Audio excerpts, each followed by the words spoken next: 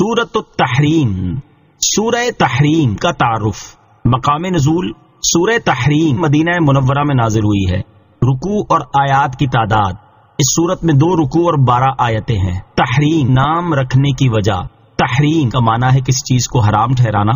اور اس سورت کا یہ نام اس کی پہلی آیت کے کلمے لما تحرم سے ماخوذ ہے۔ سورہ تحریم کے مضامین، اس سورت کا مرکزی مضمون یہ ہے کہ اس میں وہ احکام بیان کیے گئے ہیں جن کا تعلق تاجدار رسالت صلی اللہ تعالی علیہ وسلم کے اپنی ازواج مطہرات کے ساتھ بعض واقعات سے ہے، جس کی تفصیل یہ ہے۔ نمبر 1، حضور پرنور علیہ الصلوۃ والسلام نے ازواج مطہرات کی خوشنودی کی خاطر اپنے اوپر شہد کھانا یا حضرت ماریہ قبطیہ رضی اللہ تعالی عنہا کو اپنے اوپر حرام کر لیا تھا۔ چنانچہ سورت کی ابتدا میں انتہائی لطف و کرم والے انداز میں نبی کریم علیہ الصلوۃ والسلام سے فرمایا گیا کہ اے پیارے حبیب علیہ الصلوۃ والسلام، یہ بات آپ کی شان کے لائق نہیں کہ آپ ازواج مطہرات کو راضی کریں، بلکہ ازواج مطہرات کو چاہیے کہ وہ آپ کی رضا حاصل کرنے کی کوشش کریں۔ نمبر 2، حضور پرنور صلی اللہ تعالی علیہ وسلم کی ایک زوجہ محترمہ رضی اللہ تعالی عنہا نے آپ علیہ الصلوۃ والسلام کے راز کی ایک بات دوسری زوجہ محترمہ کو بتائی۔ اس پر اللہ تعالیٰ نے ان ازواج مطہرات کو تنبیہ فرمائی اور انہیں توبہ کرنے کا حکم ارشاد فرمایا۔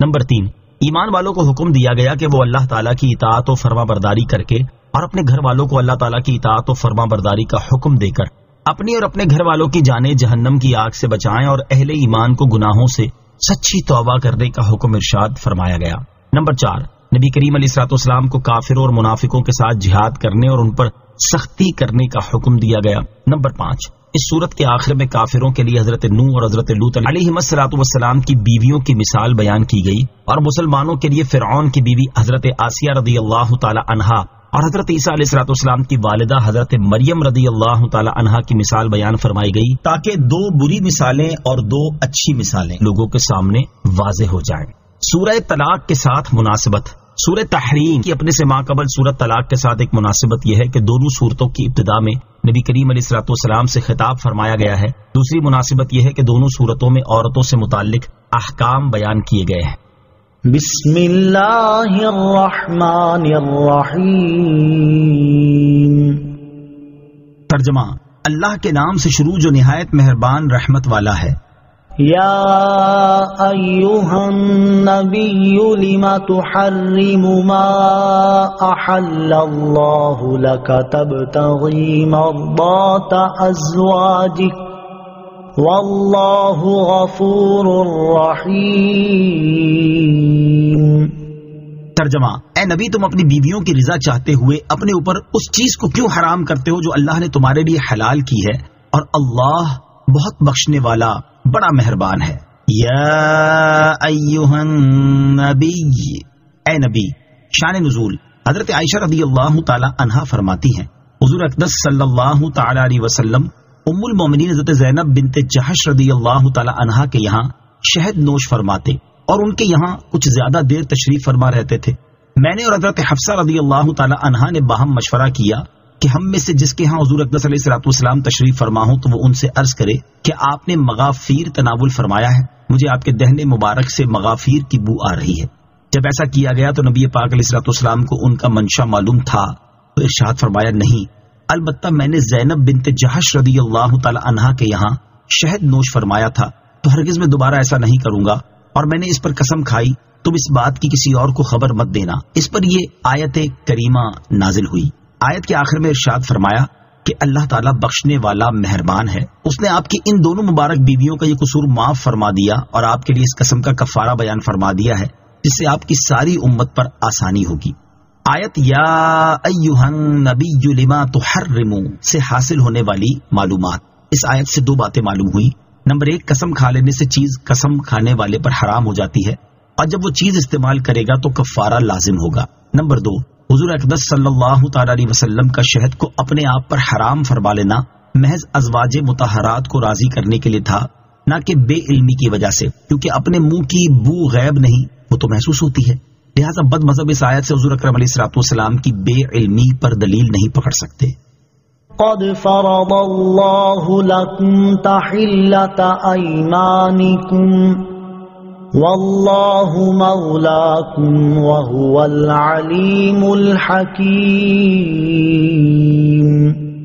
ترجمہ، بے شک اللہ نے تمہارے لیے تمہاری قسموں کا کھولنا مقرر فرما دیا ہے، اور اللہ تمہارا مددگار ہے، اور وہی بہت علم والا بڑا حکمت والا ہے۔ قد فرض اللہ لکم تحلۃ ایمانکم، بے شک اللہ نے تمہارے لیے تمہاری قسموں کا کھولنا مقرر فرما دیا ہے۔ اس آیت میں قسم کو کھولنے سے مراد یہ ہے کہ اللہ تعالیٰ نے آپ کے لیے قسم کا کفارہ مقرر کر دیا ہے، لہٰذا آپ حضرت ماریہ رضی اللہ تعالی عنہا کو خدمت سے سرفراز فرمائیے یا شہد نوش فرمائیے۔ بعض مفسرین کے نزدیک قسم کھولنے سے مراد یہ ہے کہ قسم کے بعد انشاء اللہ کہا جائے تاکہ اس کے برخلاف کرنے سے قسم شکنی نہ ہو۔ حضور اقدس علیہ الصلوۃ والسلام نے کفارہ دیا یا نہیں دیا، اس کے بارے میں مقاتل سے مروی ہے کہ سرکار دو عالم صلی اللہ تعالی علیہ وسلم نے حضرت ماریہ رضی اللہ تعالی عنہا کو اپنے اوپر حرام کرنے کے کفارے میں ایک غلام آزاد کیا، اور حضرت حسن رضی اللہ تعالیٰ عنہ سے مروی ہے کہ حضور پر نور علیہ الصلوۃ والسلام نے کفارہ نہیں دیا کیونکہ آپ مغفور ہیں، جبکہ کفارے کا حکم امت کی تعلیم کے لیے ہے۔ آیت قد فرض اللہ لکم تحلۃ ایمانکم سے حاصل ہونے والی معلومات، اس آیت سے دو باتیں معلوم ہوئی۔ نمبر ایک، حلال کو اپنے اوپر حرام کر لینا بھی قسم کی ایک قسم ہے، البتہ اس کے برعکس یعنی حرام کو اپنے اوپر حلال کر لینا قسم نہیں۔ مثلا یوں کہا جائے کہ اگر میں یہ کروں تو مجھ پر میری بیوی حرام، یہ قسم ہے، اور یوں کہا جائے کہ اگر فلاں کام کروں تو سور کھاؤں، یہ قسم نہیں۔ نمبر دو، قسم کا کفارہ صرف اس دین میں ہے، پچھلی شریعتوں میں یہ نہ تھا، اسی لیے اللہ تعالیٰ نے حضرت ایوب علیہ الصلوۃ والسلام کو کفارے کا حکم نہ دیا، بلکہ قسم پوری کرنے کا حیلہ بتایا کہ اپنی بیوی کو جھاڑو مار دیں۔ واللہ مولاکم، اور اللہ تمہارا مددگار ہے، یعنی اے میرے حبیب اور ان کے گھر والوں، اللہ تعالیٰ تمہارا مددگار ہے، اسی لیے وہ تمہارے گھر کے انتظامات خود فرماتا ہے اور تمہارے گھر کے آداب سکھاتا ہے، وہ تمہاری مصلحتوں کا علم رکھنے والا اور اپنے افعال و احکام میں حکمت والا ہے، تو وہ تمہاری طاقت کے مطابق ہی تمہیں کسی کام کا حکم دے گا اور کسی سے منع فرمائے گا۔ وَإِذْ أَسَرَّ النَّبِيُّ إِلَى بَعْضِ أَزْوَاجِهِ حَدِيثًا فَلَمَّا نَبَّأَتْ بِهِ وَأَظْهَرَهُ اللَّهُ عَلَيْهِ عَرَّفَ بَعْضَهُ وَأَعْرَضَ عَنْ بَعْضٍ فَلَمَّا نَبَّأَهَا بِهِ قَالَتْ مَنْ أَنْبَأَكَ هَذَا قال نبأني العليم الخبير۔ ترجمہ، اور جب نبی نے اپنی ایک بیوی کو راز کی ایک بات بتائی، پھر جب اس نے اس بات کی دوسری کو خبر دے دی اور اللہ نے اس بات کو نبی پر ظاہر کر دیا، تو نبی نے اس بات کا کچھ حصہ تو جتا دیا اور کچھ سے چشم پوشی فرمائی۔ پھر جب نبی نے اس بیوی کو اس کی خبر دی تو اس نے عرض کی، آپ کو کس نے بتایا؟ فرمایا، مجھے بہت علم والے، بہت خبر رکھنے والے نے بتایا۔ وَإِذْ أَسَرَّ النَّبِيُّ إِلَى بَعْضِ أَزْوَاجِهِ حَدِيثًا، اور جب نبی نے اپنی ایک بیوی کو راز کی ایک بات بتائی۔ اس آیت میں جو واقعہ بیان کیا گیا اس کا خلاصہ یہ ہے کہ جب نبی کریم علیہ الصلوۃ والسلام نے اپنی زوجہ حضرت حفصہ رضی اللہ تعالی عنہا کو دو چیزوں پر مشتمل راز کی ایک بات بتائی اور اس کے ساتھ یہ بھی فرما دیا کہ یہ بات کسی کے سامنے ظاہر نہ کرنا، پھر جب حضرت حفصہ رضی اللہ تعالی عنہا نے حضرت عائشہ رضی اللہ تعالی عنہا کو اس بات کی خبر دے دی اور اللہ تعالیٰ نے ان کے عمل کو حضرت جبرائیل علیہ الصلوۃ والسلام کی زبان سے اپنے حبیب علیہ الصلوۃ والسلام پر ظاہر کر دیا، تو آپ علیہ الصلوۃ والسلام نے حضرت حفصہ رضی اللہ تعالی عنہا کے سامنے ان میں سے ایک چیز کا ذکر فرمایا کہ تم نے یہ بات ظاہر کر دی، اور دوسری چیز کا ذکر نہ فرمایا۔ یہ شان کریمی تھی کہ گرفت فرمانے میں ایک بات سے چشم پوشی فرمائی۔ پھر جب نبی کریم علیہ الصلوۃ والسلام نے حضرت حفصہ رضی اللہ تعالی عنہا کو اس کی خبر دی تو انہوں نے عرض کی، آپ کو کس نے بتایا؟ ارشاد فرمایا، مجھے علم والے اور خبردار اللہ تعالیٰ نے بتایا ہے جس سے کچھ بھی چھپا نہیں۔ إِن تَتُوبَا إِلَى اللَّهِ فَقَدْ صَغَتْ قُلُوبُكُمَا وَإِن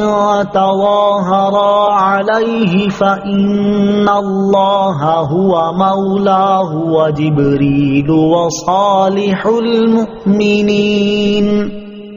وَالْمَلَائِكَةُ بَعْدَ ذَلِكَ ظَهِيرٌ۔ ترجمہ، اے نبی کی دونوں بیویوں، اگر تم دونوں اللہ کی بارگاہ میں توبہ کرو کیونکہ تمہارے دل ضرور کچھ ہٹ گئے ہیں تو وہ توبہ قبول کرے گا، اور اگر نبی کے مقابلے میں تم ایک دوسرے کی مدد کرو تو بے شک اللہ خود ان کا مددگار ہے، اور جبرائیل اور نیک ایمان والے اور اس کے بعد فرشتے مددگار ہیں۔ ان تتوبا الی اللہ فقد صغت قلوبکما،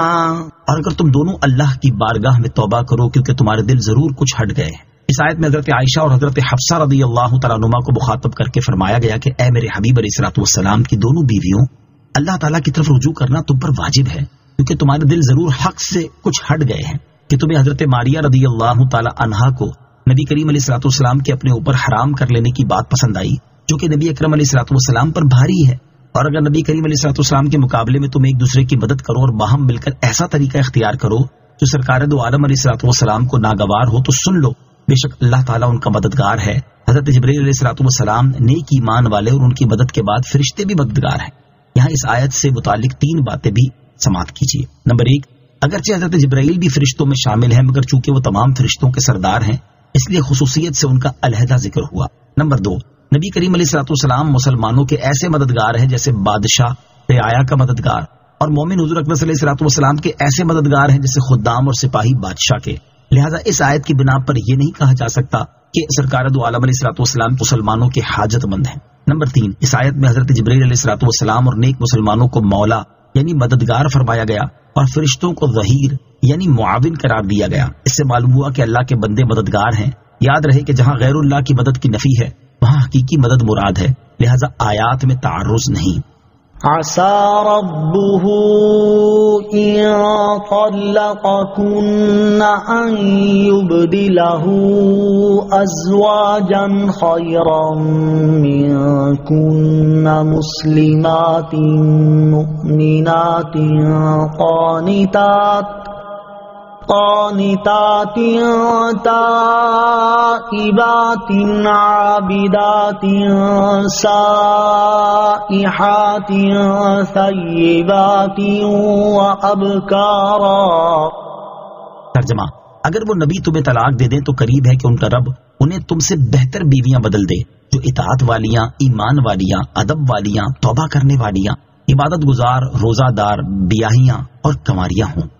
ان طلقکن، اور اگر وہ تمہیں طلاق دے دیں. ارشاد فرمائے کہ اے میرے حبیب علیہ الصلوۃ والسلام کی بیویوں، اگر وہ تمہیں طلاق دے دیں تو ان کا رب عز و جل اس بات پر قادر ہے کہ انہیں تم سے بہتر بیویاں عطا کر دے جن کا وصف یہ ہوگا کہ وہ اللہ تعالیٰ کی اطاعت کرنے والیاں، اخلاص کے ساتھ اس کی وحدانیت پر ایمان رکھنے والیاں، اللہ تعالیٰ اور اس کے رسول علیہ الصلوۃ والسلام کی فرما بردار اور ان کی رضا جو ہوں گی، کثرت سے توبہ کرنے والیاں، کثرت سے عبادت کرنے والیاں، روزہ دار، بیاہیاں اور کنواریاں ہوں گی. یہ فرما کر دراصل ازواج مطہرات رضی اللہ تعالی عنہن کو ڈرایا گیا ہے کہ اگر انہوں نے سرکار دو عالم علیہ الصلوۃ والسلام کو آزردہ کیا اور حضور انور علیہ الصلوۃ والسلام نے انہیں طلاق دی تو آپ علیہ الصلوۃ والسلام کو اللہ تعالیٰ اپنے لطف و کرم سے دوسری بہتر بیویاں عطا فرما دے گا. اس ڈرانے سے ازواج مطہرات متاثر ہوئیں اور انہوں نے سرکار دو عالم علیہ الصلوۃ والسلام کی خدمت کے شرف کو ہر نعمت سے زیادہ سمجھا اور حضور پرنور علیہ الصلوۃ والسلام کی دل جوئی رضا طلبی مقدم جانی، لہذا آپ علیہ الصلوۃ والسلام نے انہیں طلاق نہ دی.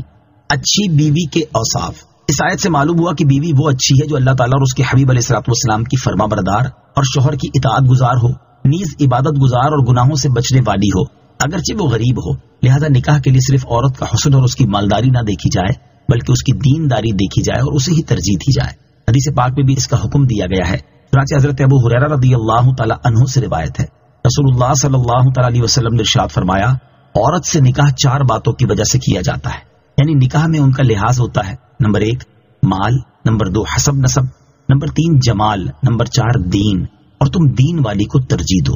اور حضرت انس بن مالک رضی اللہ تعالیٰ عنہ سے روایت ہے، تاجدار رسالت صلی اللہ تعالیٰ علیہ وسلم نے ارشاد فرمایا کہ جو کسی عورت سے اس کی عزت کی بنا پر نکاح کرے اللہ تعالیٰ اس کی ذلت میں اضافہ کرے گا، اور جو کسی عورت سے اس کے مال کے سبب نکاح کرے گا اللہ تعالیٰ اس کی محتاجی بڑھائے گا، اور جو اس کے حسب کی وجہ سے نکاح کرے گا تو اس کے کمینے پن میں زیادتی فرمائے گا، اور جو اس لیے نکاح کرے کہ ادھر ادھر نگاہ نہ اٹھے اور پاک دامنی حاصل ہو یا صلہ رحمی کرے تو اللہ تعالیٰ اس مرد کے لیے اس عورت میں اور عورت کے لیے مرد میں برکت دے گا. اللہ تعالیٰ ہمیں نیک اور دیندار عورت سے نکاح کرنے اور دوسری عورتوں کے مقابلے میں دیندار عورت کو ترجیح دینے کی توفیق عطا فرمائے. آمین. یا ایھا الذین آمنوا قوا انفسکم واہلیکم نارا وقودها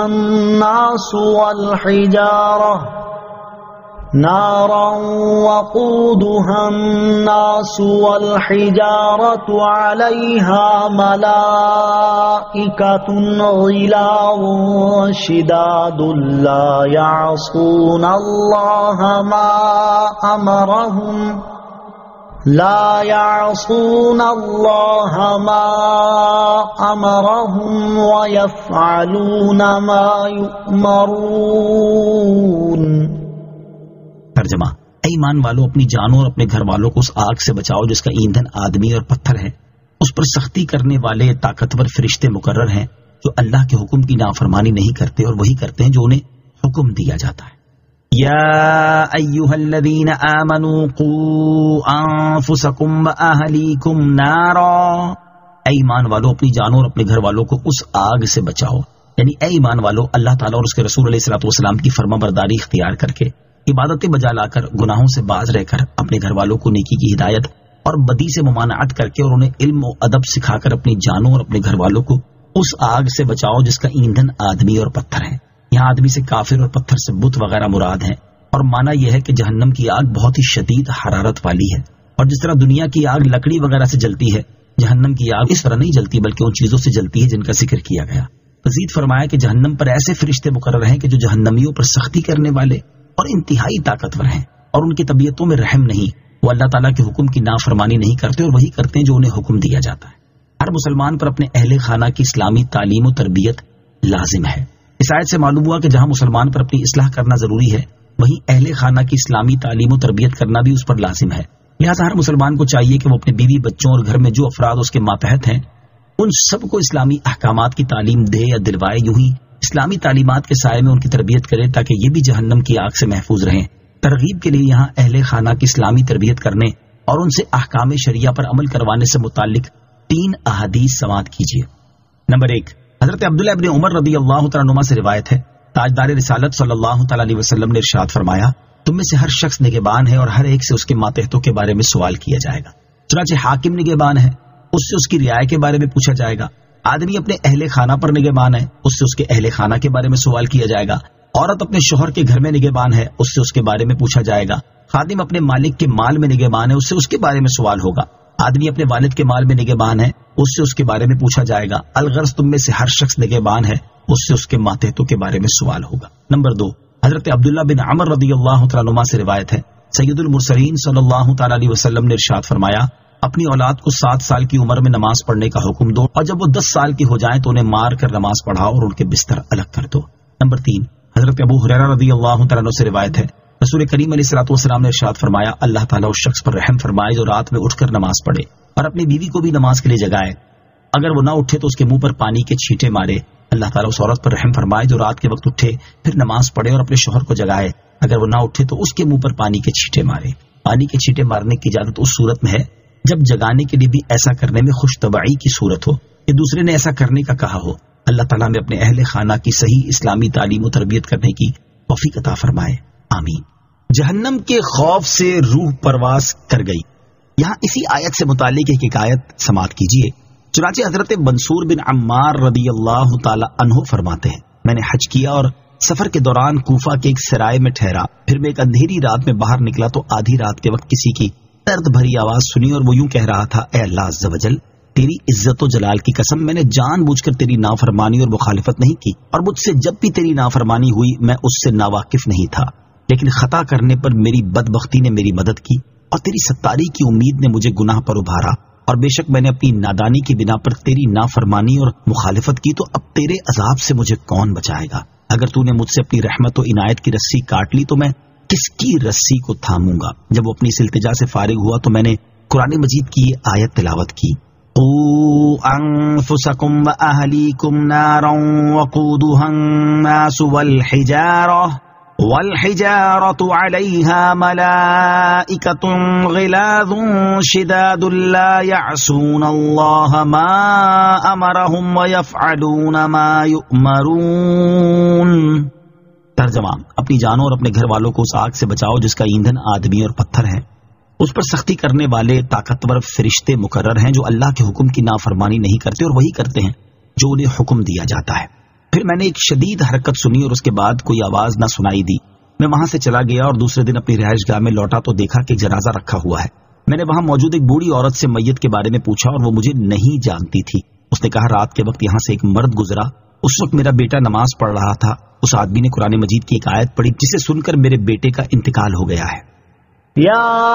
أيها الذين كفروا لا تعتذروا اليوم إنما تجزون ما كنتم تعملون. ترجمہ: اے کافروں، آج تم بہانے نہ بناؤ، تمہیں اسی کا بدلہ دیا جائے گا جو تم کرتے تھے. یا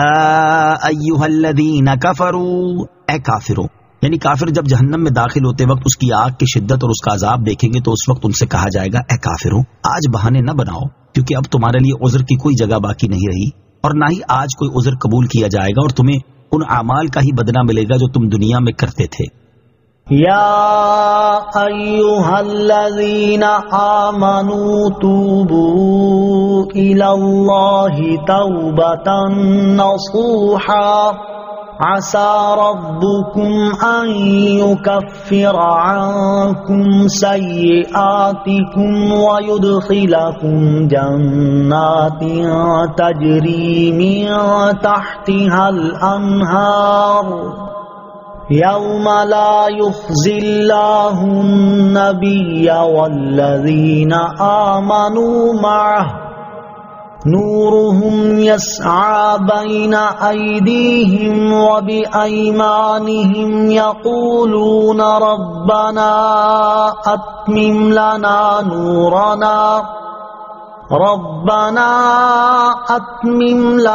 نورنا واغفر لنا إنك على كل شيء قدير. ترجمہ: اے ایمان والو، اللہ کی طرف ایسی توبہ کرو جس کے بعد گناہ کی طرف لوٹنا نہ ہو. قریب ہے کہ تمہارا رب تمہاری برائیاں تم سے مٹا دے اور تمہیں ان باغوں میں داخل کر دے جن کے نیچے نہریں رواں ہیں، جس دن اللہ نبی اور ان لوگوں کو جو ان کے ساتھ ایمان لائے رسوا نہ کرے گا. ان کا نور ان کے آگے اور ان کے دائیں دوڑتا ہوگا. وہ عرض کریں گے اے ہمارے رب، ہمارے لیے ہمارا نور پورا کر دے اور ہمیں بخش دے، بے شک تو ہر چیز پر خوب قادر ہے. یا ایھا الذین آمنوا توبوا الی اللہ توبۃ نصوحا، اے ایمان والو، اللہ کی طرف ایسی توبہ کرو جس کے بعد گناہ کی طرف لوٹنا نہ ہو. یعنی اے ایمان والو، اللہ تعالیٰ کی بارگاہ میں ایسی سچی توبہ کرو جس کا اثر توبہ کرنے والے کے اعمال میں ظاہر ہو اور اس کی زندگی طاعتوں اور عبادتوں سے معمور ہو جائے اور وہ گناہوں سے بچتا رہے. حضرت عمر فاروق رضی اللہ تعالیٰ عنہ نے اور دوسرے اصحاب نے فرمایا توبہ نصوح یہ ہے کہ توبہ کے بعد آدمی پھر گناہ کی طرف نہ لوٹے، جیسا کہ نکلا ہوا دودھ پھر تھن میں واپس نہیں ہوتا. عسى ربکم،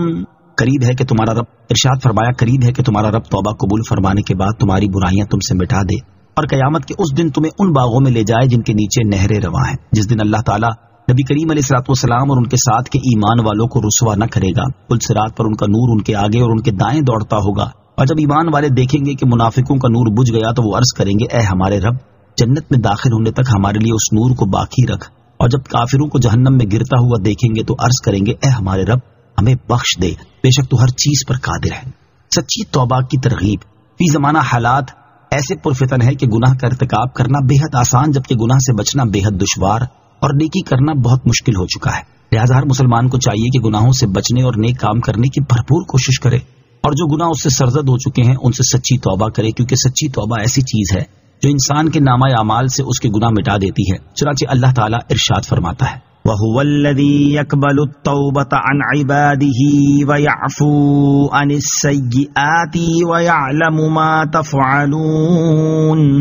ترجمہ: اور وہی ہے جو اپنے بندوں سے توبہ قبول فرماتا ہے اور گناہوں سے درگزر فرماتا ہے اور جانتا ہے جو کچھ تم کرتے ہو. حضرت عبداللہ ابن مسعود رضی اللہ تعالیٰ عنہ سے روایت ہے، رسول اکرم علیہ الصلوۃ والسلام نے ارشاد فرمایا گناہ سے توبہ کرنے والا ایسا ہے جیسے وہ شخص جس کا کوئی گناہ نہ ہو. اور حضرت انس رضی اللہ تعالیٰ عنہ سے روایت ہے، رسول کریم علیہ الصلوۃ والسلام نے ارشاد فرمایا جب بندہ اپنے گناہوں سے توبہ کرتا ہے تو اللہ تعالیٰ اعمال لکھنے والے فرشتوں کو اس کے گناہ بھلا دیتا ہے، اس کے اعضاء کو بھی بھلا دیتا ہے اور اس کے زمین پر نشانات بھی مٹا ڈالتا ہے، یہاں تک کہ جب وہ قیامت کے دن اللہ تعالیٰ سے ملے گا تو اس کے گناہ پر کوئی گواہ نہ ہوگا. اللہ تعالیٰ ہمیں سابقہ گناہوں سے سچی توبہ کرنے اور آئندہ گناہوں سے بچتے رہنے کی توفیق عطا فرمائے، آمین. آیت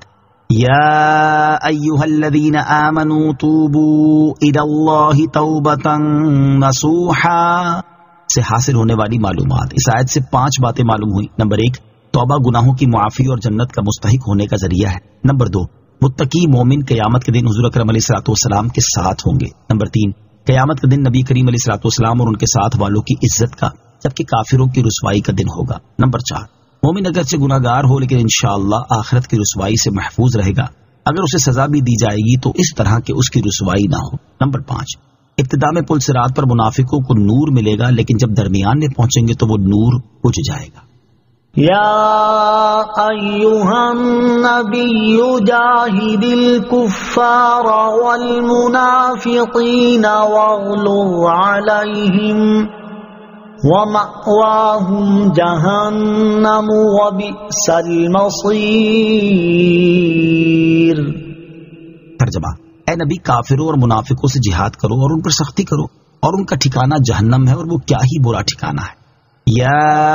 ایھا النبی جاہد الکفار والمنافقین، اے نبی کافروں اور منافقوں سے جہاد کرو، یعنی اے حبیب علیہ الصلوۃ والسلام آپ حکمت کے تقاضوں کے مطابق اور موقع محل کی مناسبت سے کافروں پر تلوار سے جبکہ منافقوں پر سخت کلامی اور مضبوط دلائل کے ساتھ جہاد فرمائیں اور ان دونوں گروہوں پر سختی کریں، ان کا ٹھکانہ جہنم ہے اور وہ کیا ہی بری لوٹنے کی جگہ ہے۔ ضرب اللہ مثلا للذین کفروا امرأة نوح وامرأة لوط كانتا تحت عبدين من عبادنا صالحين فخانتاهما فلم يغنيا عنهما من الله شيئا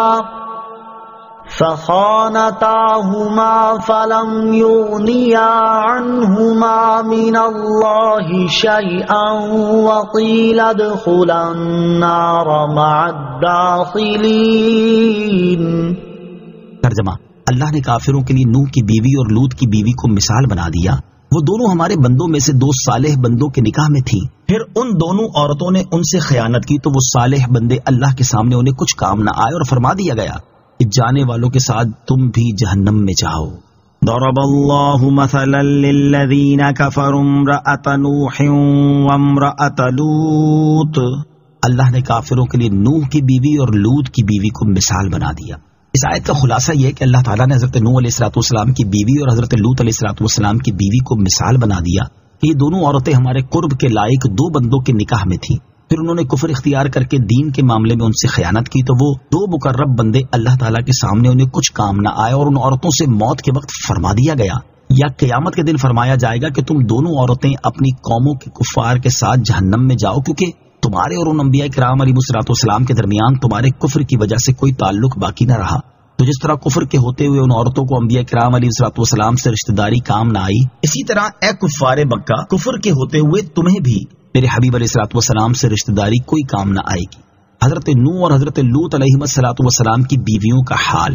حضرت نوح علیہ السلام کی بیوی کا نام واہلہ تھا، یہ اپنی قوم سے حضرت نوح علیہ السلام کے بارے میں کہتی تھی کہ وہ مجنون ہیں، اور حضرت لوط علیہ السلام کی بیوی کا نام واعلہ تھا، یہ اپنا نفاق چھپاتی تھی۔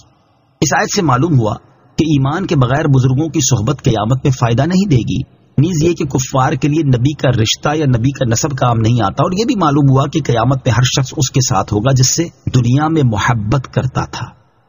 وضرب اللہ مثلا للذین آمنوا امرأة فرعون اذ قالت رب ابن لی عندك بیتا فی الجنة ونجنی من فرعون وعمله ونجنی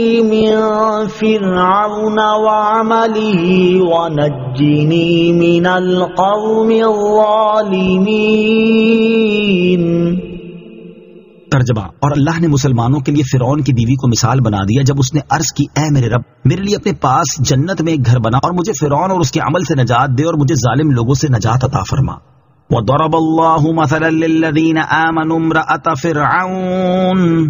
اور اللہ نے مسلمانوں کے لیے فرعون کی بیوی کو مثال بنا دیا۔ اس سے پہلی آیت میں کافروں کے لیے مثال بیان فرمائی گئی اور اس آیت میں مسلمانوں کے لیے مثال بیان فرمائی جا رہی ہے کہ انہیں دوسروں کا گناہ نقصان نہیں دے گا۔ اس کا پس منظر اور خلاصہ یہ ہے کہ جب حضرت موسیٰ علیہ السلام نے جادوگروں کو مغلوب کیا تو فرعون کی بیوی آسیہ آپ پر ایمان لے آئیں۔ فرعون کو خبر ہوئی تو اس نے انہیں سخت سزا دی اور 4 میخوں سے آپ کے ہاتھ پاؤں بندھوا دیے، سینے پر بھاری چکی رکھ دی اور اسی حال میں انہیں سخت دھوپ میں ڈال دیا۔ جب فرعون کی سختیاں بڑھ گئیں تو حضرت آسیہ رضی اللہ تعالی عنہا نے اللہ تعالیٰ کی بارگاہ میں عرض کی اے میرے رب میرے لیے اپنے پاس جنت میں گھر بنا دے۔ اللہ تعالیٰ نے ان کا جنتی مکان ان پر ظاہر فرمایا اور اس کی خوشی میں ان پر فرعون کی سختیوں کی شدت آسان ہو گئی۔ پھر عرض کی مجھے فرعون، اس کے کفر و شرک اور ظلم سے نجات دے اور مجھے فرعون کے دین والے ظالم لوگوں سے نجات عطا فرما۔ چنانچہ ان کی یہ دعا قبول ہوئی اور اللہ تعالیٰ نے ان کی روح قبض فرما لی۔ جس طرح فرعون کے کفر نے حضرت آسیہ رضی اللہ تعالیٰ عنہا کو کوئی نقصان نہ پہنچایا اور اس کی وجہ سے آپ کو کوئی عذاب نہیں ہوا، اسی طرح مسلمانوں کو ان کے رشتہ داروں کا کفر نقصان نہیں پہنچائے گا اور ان کے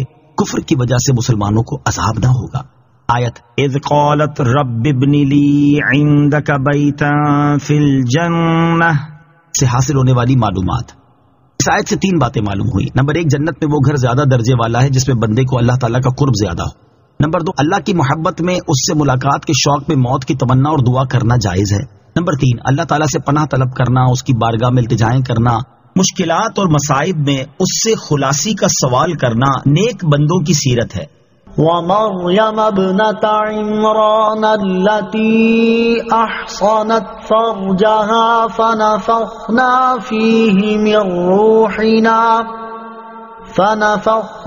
فيه من روحنا وصدقت بكلمات ربها وكتبه وكانت من القانتين۔ ترجمہ، اور عمران کی بیٹی مریم کو مثال بنا دیا، اس نے اپنی پارسائی کے مقام کی حفاظت کی تو ہم نے اس میں اپنی طرف کی روح پھونکی اور اس نے اپنے رب کی باتوں اور اس کی کتابوں کی تصدیق کی اور وہ فرما برداروں میں سے تھی۔ وَمَرْيَمَ ابْنَتَ عِمْرَانَ الَّتِي أَحْصَنَتْ فَرْجَهَا، اور عمران کی بیٹی مریم کو مثال بنا دیا جس نے اپنے پارسائی کے مقام کی حفاظت کی۔ اس سے پہلی آیت میں مسلمانوں کے لیے اس خاتون کی مثال بیان کی گئی جن کا شوہر تھا، اور اس آیت میں اس خاتون کی مثال بیان کی جا رہی ہے جن کا شوہر نہیں تھا۔ چنانچہ اس آیت کا خلاصہ یہ ہے کہ اللہ تعالیٰ نے حضرت عمران رضی اللہ تعالیٰ عنہ کی بیٹی حضرت مریم رضی اللہ تعالیٰ عنہا کو مثال بنا دیا جنہوں نے اپنی پارسائی کی حفاظت کی اور کسی مرد نے آپ کو نہیں چھوا، اور اللہ تعالیٰ نے حضرت جبرائیل علیہ الصلوۃ والسلام کے ذریعے اس میں اپنی طرف کی روح پھونکی اور اس نے اپنے رب عز و جل کی باتوں اور اس کی کتابوں کی تصدیق کی اور وہ فرما برداروں میں سے تھی۔ یہاں رب عز و جل کی باتوں سے وہ شرعی احکام مراد ہیں جو اللہ تعالیٰ نے اپنے بندوں کے لیے مقرر فرمائے، اور کتابوں سے وہ کتابیں مراد ہیں جو انبیاء کرام علیہ الصلوۃ والسلام پر نازل ہوئی تھیں۔ حضرت مریم رضی اللہ تعالی عنہا کے فضائل۔ حضرت مریم رضی اللہ تعالی عنہا کو یہ فضیلت حاصل ہے کہ آپ کے سوا کسی عورت کا نام قرآن مجید میں نہیں آیا۔ نیز آپ رضی اللہ تعالی عنہا کو یہ فضیلت بھی حاصل ہوگی کہ جنت میں سرکار دو عالم صلی اللہ تعالی علیہ وسلم کی ازواج میں سے ہوں گی۔ نیز حضور پرنور علیہ الصلوۃ والسلام نے آپ کو کامل خواتین میں شمار فرمایا ہے،